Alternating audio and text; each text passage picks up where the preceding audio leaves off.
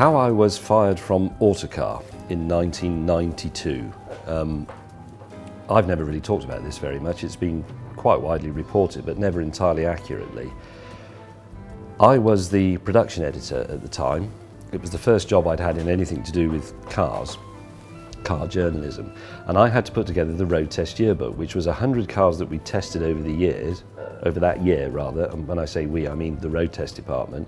And each road test was condensed into a column of about 150 words, a sort of précis, and there were 4 per spread, and each one stopped with a big shadowed drop capital, you know, the massive letter you have at the beginning, very fashionable in magazine design at the time. And I had to edit all these to make them fit and make them fit on the page. This is the early days of desktop publishing, and I'd learned a bit about it. So I carefully rewrote all the stories so that the big red letters would spell a message as you went through the pages.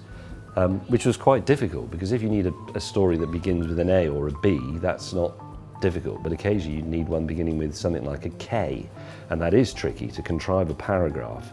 And I had to get all the sub-editors on side as well to make sure that as it went through the system they didn't think, oh, that sentence is a bit clumsy, which some of them were obviously, and change it. That's the police, they've actually heard about this. And it all went into the magazine, and it said, you know, road test yearbook, you think this is really great, but you should try making the bloody thing up. It's a real pain in the arse. It took months to do that, and it took months to get it printed, and I'd sort of forgotten about it. And I came into work on the day it came out, and the whole office was completely silent. And I'd arrived slightly late because I was doing something else in the morning, and they said, you're wanted in the managing director's office. I'd never even met him. So I went up and knocked on the door, you know, polished my shoes on the back of my trousers, and I went in and he said, you're fired. I said, well, it's a good idea, it's in the paper. Surely that's brilliant. He says, no, you're fired. And I had to walk home. It was 8 miles. I used to get a car with the job, but they wouldn't let me drive it home. I had to walk.